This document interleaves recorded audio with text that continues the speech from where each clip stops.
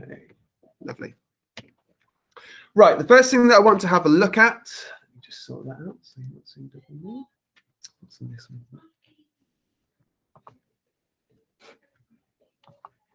There we go. Right, the first thing that I want to have a look at is the actual mark scheme. Now, you can basically ignore the question at the top because that's not the question that we're going to be doing. But the format of the question is, okay? So this is what the interpretation question looks like. There we go. So how far do you agree with? And it will ask you how far do you agree either with interpretation 1 or interpretation 2 about something. Now, this is growth in support for the Nazi Party in a particular period. It could be how far do you agree with interpretation 2 about reasons for, about the effectiveness of Nazi policy towards the youth. It will be giving you 2 interpretations, so 2 different views, and asking you to analyze for one of them, what do you think? Do you agree with it? The reason they give you 2 is because you have to refer to the other interpretation when you look and offer a contrasting view. And what would disagree with it? Okay, I'll explain that more as we go because that understandably might sound a bit baffling for now. But as you can see, it's 16 marks. It is using, challenging an assessment objective called Assessment Objective 4, which is all about interpretations, meaning how effectively can you read a historian or somebody who's writing about history, their view? How effectively can you break down what their view is? How they have supported their view? And how effectively are you able to evaluate that view?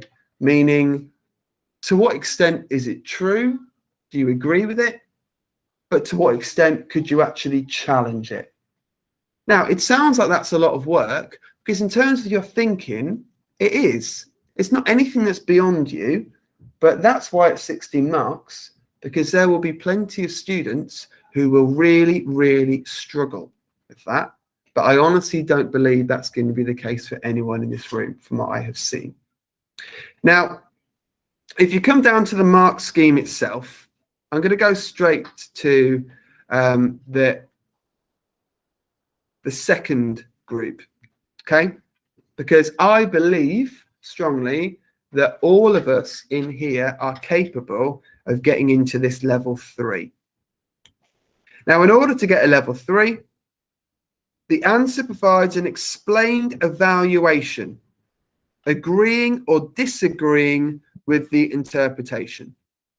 So basically, you're able to say whether you agree with it or not and give some explanation of why.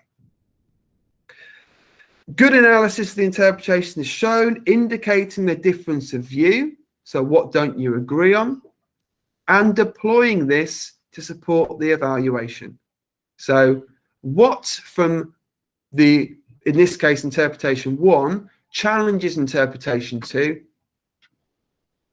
Relevant contextual knowledge is used directly to support the evaluation. Basically, what do you know that supports your judgment? An overall judgment is given with some justification and a line of reasoning is generally sustained. That means you're able to say, why do you agree or disagree with the point put forward? That's for level 3. For level 4, basically, you're doing it to a higher standard. So precise analysis of the interpretations is shown, indicating how the differences of view are conveyed and deploying this material to support the evaluation.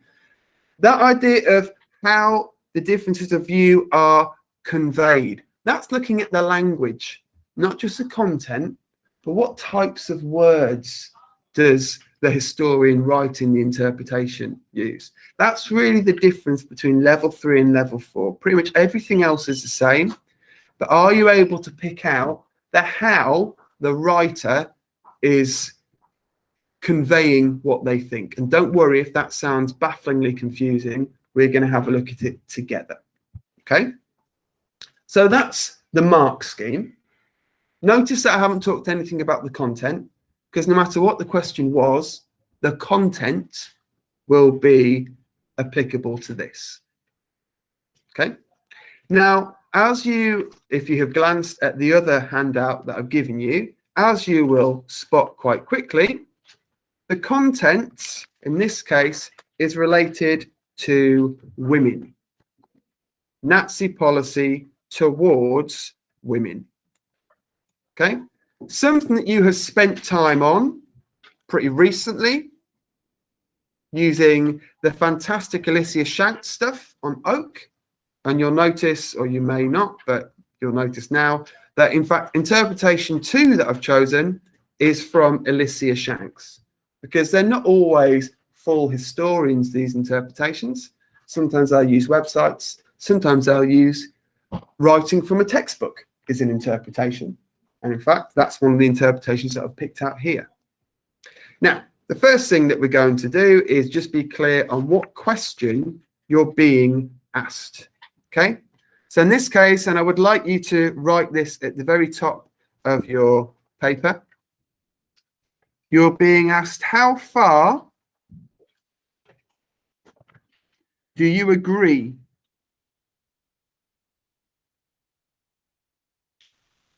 with interpretation, and we're going to do interpretation 2.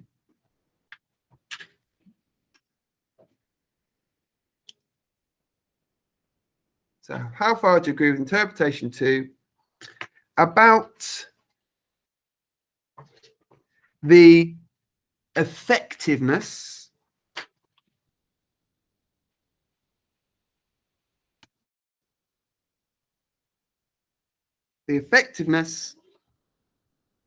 of Nazi policy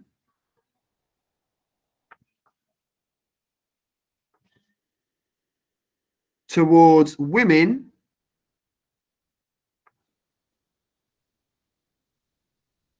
in the years 1933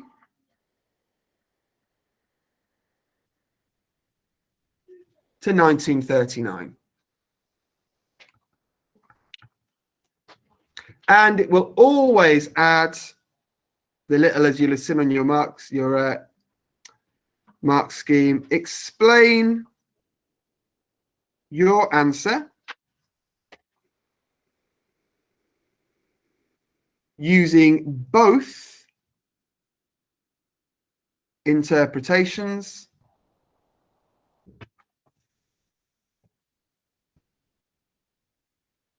and your knowledge of the historical context.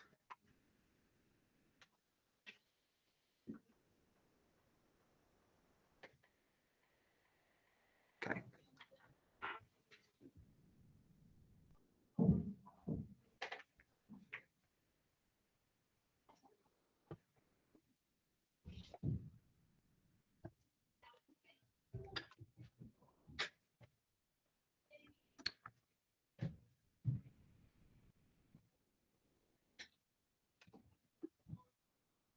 So second line at the end. Yep. Using both interpretations. All right. Now, this tells you everything. I've given you the mark scheme as well, but this tells you everything quite clear, what you need to include if you want to be aiming for those level 3, level 4. You need to make sure that in your answer, you're talking about both interpretations. And this is a pitfall that some students in the past have fallen foul of, where because the question says, how far do you agree with interpretation 2, they only write about interpretation 2. Okay? Now, what you don't need to do is write the same level of analysis for both. You don't write out what interpretation 1 says and then write out what interpretation 2 says. There's no need for it. Okay? What we're going to do is we're going to analyze these. I'm going to show you how and talk you through the process. I apologize in advance. This is going to seem quite a bit like me talking to you. But when we do more practice of this, which we will do before the time comes, you will have lots of opportunities to ask questions and a chance to show what you think and how you'd approach it. Yes? Towards previous what, sorry? Not really, no. And I'm going to show you how we're going to go about it as we start. So good question, Ruby, but as you'll see. Okay, now, says how far do you agree with interpretation 2? So interpretation 2 is our main focus. So before we can start even considering interpretation 1, we're going to need to know interpretation 2. That's our big focus. That's the opinion that we're going to judge the extent to which we agree with. So we can go straight down to interpretation 2. We can leave John Child behind for now, and we can move towards what Alicia Shanks has to say. Let me just try and get this to work properly.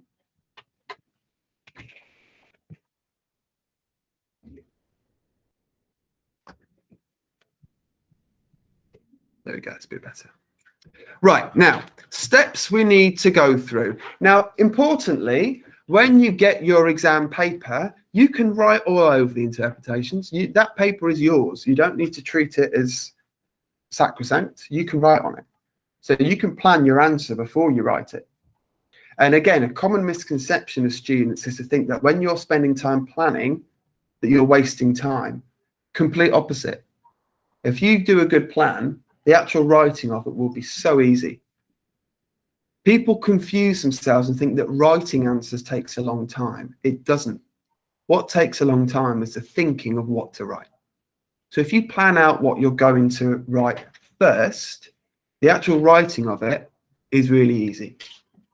Okay? By comparison, and again, analogy coming, but for once, good news, it's nothing to do with football. When I'm trying to do a jigsaw, really difficult, challenging ones like the 6 jigsaw pieces to make the front of the Paw Patrol jigsaw that I wrestled with in recent years.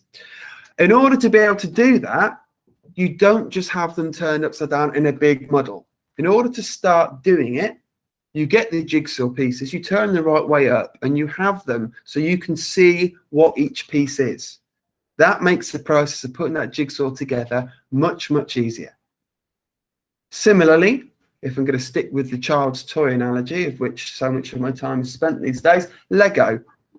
Now, if you have a box full of random pieces of Lego and you try and build what's in the instructions, can't do it. You need to get the bits that you need to use first, and then you arrange those pieces to create the Lego model. This is no different.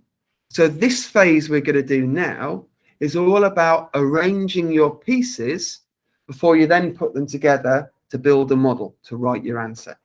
And the second part is much easier. Definitely in my experience of Lego building, it's much harder to find all the horrible little bits that are in this massive box of random Lego than it is to actually put the thing together. Okay? As my superb Star Wars Lego work would attest. Now, so we're looking at Alicia Shanks' interpretation here. So before we do anything else, we need to actually read what she says. Remember, the big question is about the effectiveness of Nazi policy. Does it work? Does it achieve what it's aiming for? Alicia Shanks says, Nazi policies towards women could be regarded as a success. The number of marriages increased by over 2,000, and between 1933 and 1936, the number of married women in employment decreased. Marriages up, women in work down. The birth rate also increased from 14 births per 1,000 people in 1933 to 20 births per 1,000 people in 1939. Additionally, the German women's enterprise proved to be successful, with membership reaching 6 million members. This organization arranged courses and trained women in domestic skills, which would be necessary in their roles as housewives and mothers. So before we go into the actual analysis of it, Connor, does Alicia Shanks believe that, on balance, Nazi policy towards women was a success? Yes, correct. So our first bit we can add, I'm going to put, what is the view? Is success.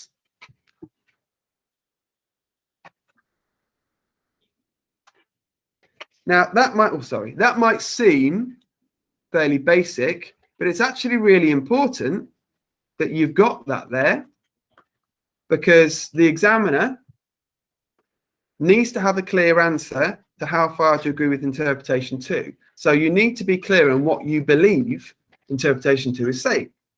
So ultimately now, if you personally, from your own knowledge now, feel that Nazi policy on balance was a success, then you will end up agreeing with the interpretation. If you disagree, you'll end up disagreeing. Okay, so you're already starting to get a sense of how your answer is going to shape up. The next thing to do is focusing on this particular interpretation is to look at how does Alicia Shanks demonstrate that she believes that it was a success. So let's have a look at the language we've got here.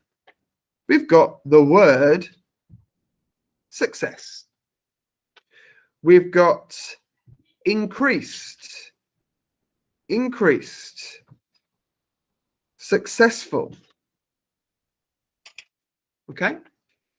So ultimately, if I'm picking out the type of words that Alicia Shanks uses to portray her view, I'm just going to make a note of them here so it's easy for me to refer to. She uses success, successful, and she talks about increased. Okay. If you spot any that I've missed, please do. Feel free to pick them out.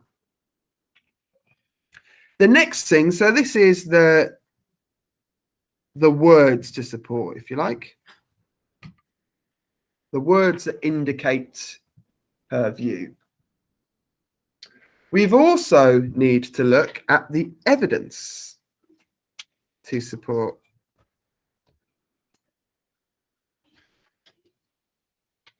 Okay. Now you could, if you find it an easier or more helpful way to do it, and after all, when it comes to you having a go at this question in the assessment after Easter, you will be in charge of how you approach it. A way of doing this is to now highlight the evidence that she uses. You can do that if you want. And again, there's nothing to stop you having a highlighter in the assessment exam, whatever we're going to call it, and highlighting it.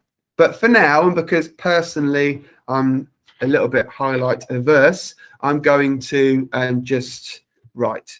So we've got increase in marriage. What I'm not going to bother doing at this point is rewriting out the statistics that Alicia Shanks uses, because I've got them. This isn't going anywhere. So when I go to write my actual answer, I can pick out those statistics then if I want to. So I'm not going to bother writing out 2033, 36. Okay. We've got increase in marriage,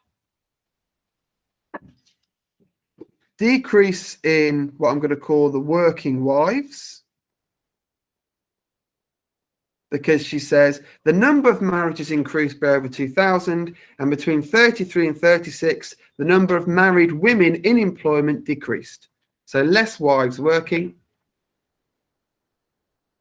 The birth rate increased from 14,000 per 1,000 people. So we've got increased birth rate, so more children are being born.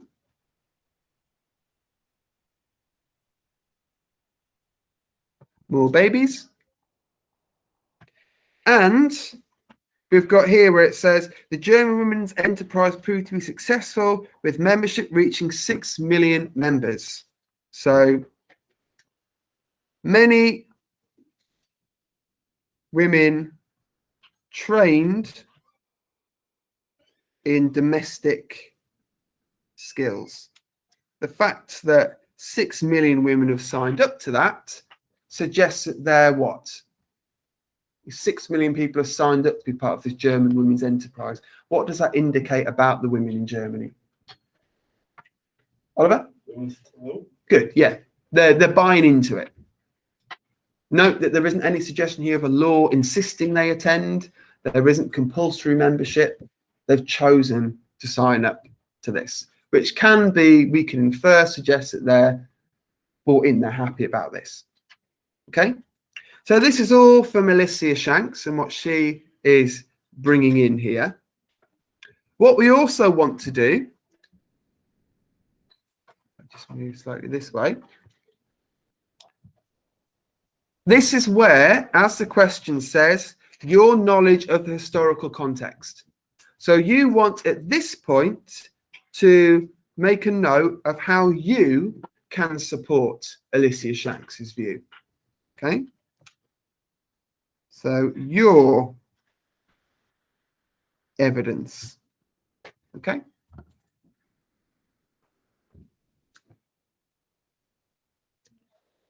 So if I sidle over here, I will share, by the way, although I want you to be doing your copies as you are, I will also share and upload on the Classroom so you can see my copy as well if you want to do it. So things that I know from my own knowledge. Now, I'm not going to put you on the spot right now, but obviously in the exam, the assessment, whatever we call it, you're going to need to have done your revision whilst munching Easter eggs and be full of knowledge and ideas about what evidence you could use for something like this. Okay, so from my own knowledge, which is absolutely vast, we can say the number of live births, which means babies being born, was under 1 million in 1933.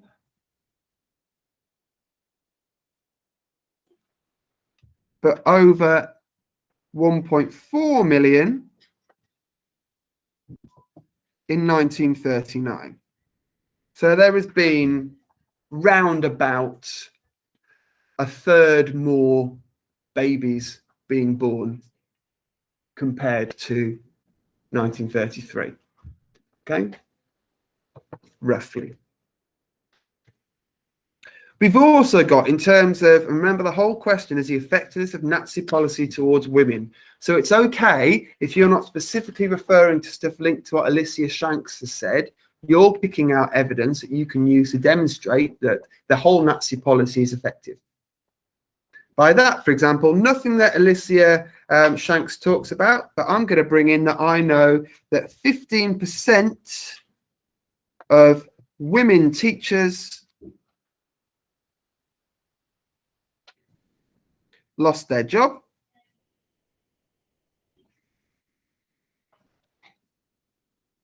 I know that 19,000 female civil servants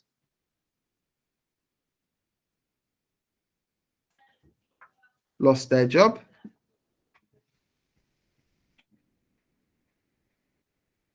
I also know that infant mortality, which means children growing into, healthy children and surviving into adulthood, infant mortality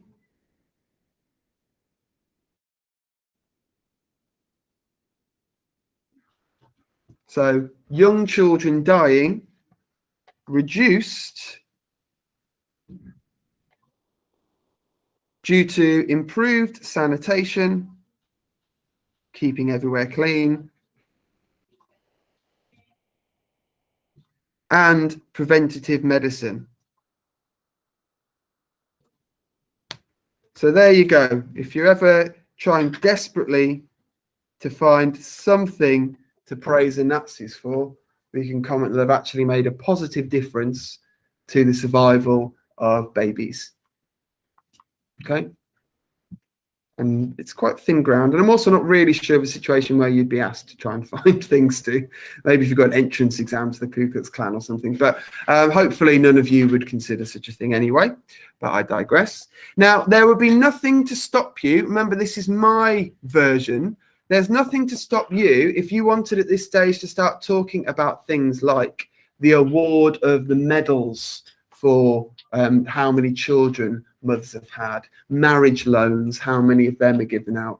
That could be lots and lots. I'm not saying that those 4 things, which I've kind of chosen because they're a little bit more niche, just because I thought I'd bring in some things that you might not automatically jump out in your head. That doesn't mean to say that these are the only things you could include. What I will say is you don't have to include absolutely everything in an answer either. Yes, Oliver? Yes, you may. Okay. So what we've done here, we've analysed Alicia Shanks's view. We've judged what her view is on the effectiveness of Nazi policy towards women. We've picked out the words she's used to convey that. We've picked out the evidence she's used to convey that. And we've picked out evidence that we know which would support that view. The next thing we need to do, unsurprisingly, is we're moving on to consider interpretation 1. Now, I'll explain why I've drawn that arrow in a moment. But as I stated, it's absolutely vital, essential, that you refer to interpretation 1. If you now went and wrote a counter argument, all from your own knowledge, about why the policy towards women wasn't a success, it wouldn't matter how packed full of evidence and excellent, succinct writing it was, you couldn't access level 4 unless you refer to interpretation 1. Okay? Important one to remember that, because I do think it's a shame and it's harsh, because there have been some very good answers over the years that, because they didn't refer to the other interpretation, have not got the higher marks, haven't got into those double figures. But we're not going to make that mistake. So the first thing we need to do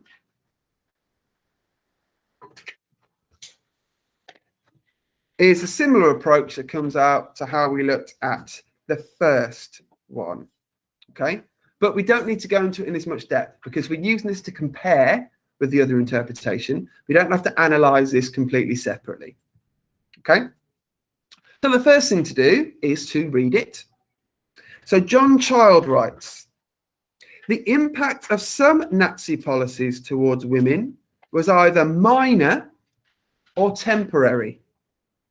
For example, by the end of the 1930s, German industry was expanding so fast that the Nazis needed women to return to work.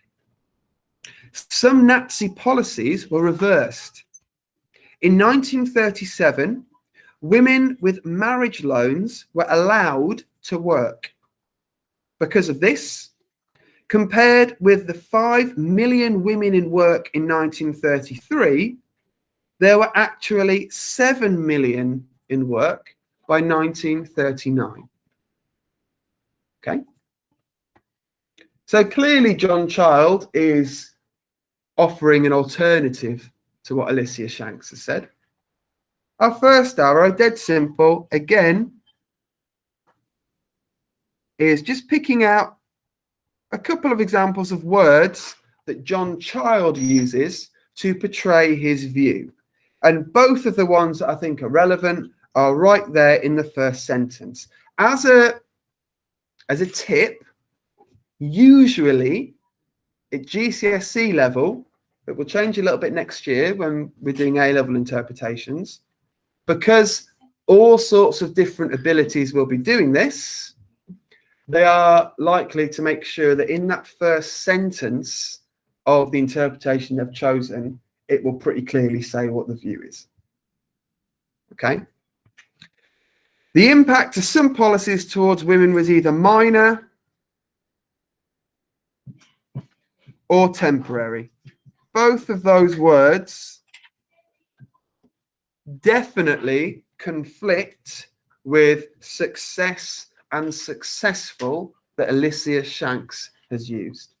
An effective policy isn't minor in its effectiveness, and an effective policy isn't temporary. Okay? The next thing we need to do, unsurprisingly, is to look at what evidence is used to support John Child's view. Now, you can look at this two ways. You can phrase it as evidence to support John Child's view, or you could phrase it as evidence to challenge Alicia Shanks' view. Essentially, you're doing the same thing. So I wouldn't get too focused on the language, as it were, here. But evidence that John Child has used, well, by the end of the 1930s, German industry was expanding so fast that the Nazis needed women to return to work. Even talks about policies being reversed. Okay, so we've got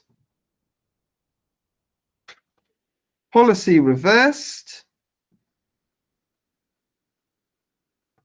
women needed in the workplace, even married women, which I think is a distinction worth making because it even more undermines the Nazi message.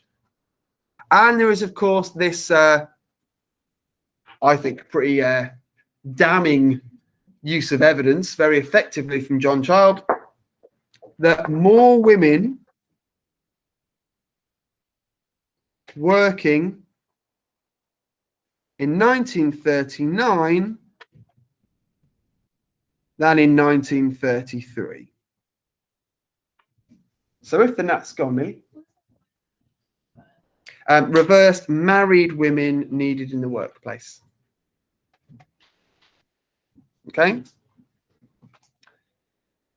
which is pretty damning, to be honest.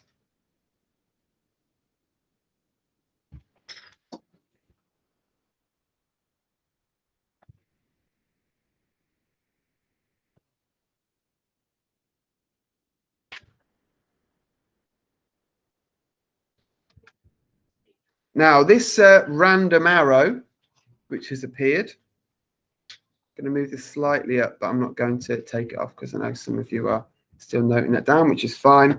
This random arrow is because the key thing here is how can you challenge? So you've got some evidence from John Child. We know what he's said, which we can say challenges what Alicia Shanks thinks. Now we can dive into our vast pool of knowledge and pull out some tasty bits of evidence to challenge what Alicia Shanks thinks. So, for example, we've got Nazi policies, what we call contradicted, which means went against their messages. Messages such as, of course, you need evidence, divorce made easier,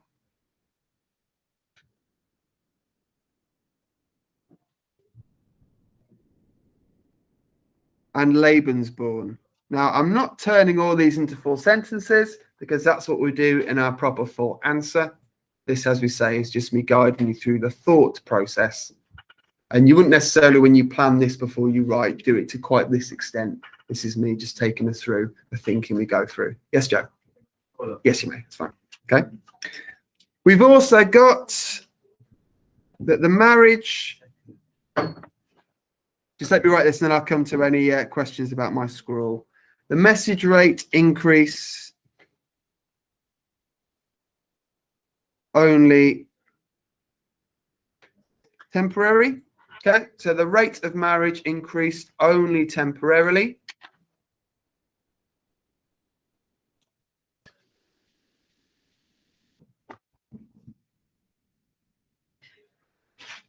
What am I sure of, girls? Divorce made easier and Lebensborn. Lebensborn.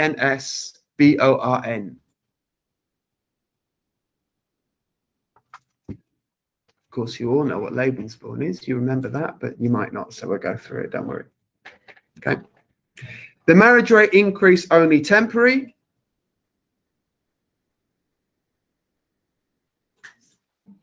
Many women kept their jobs.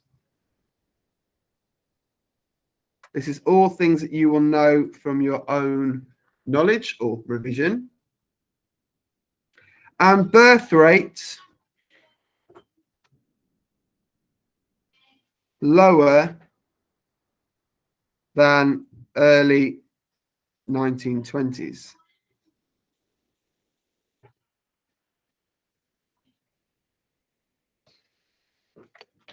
Leave that for a moment.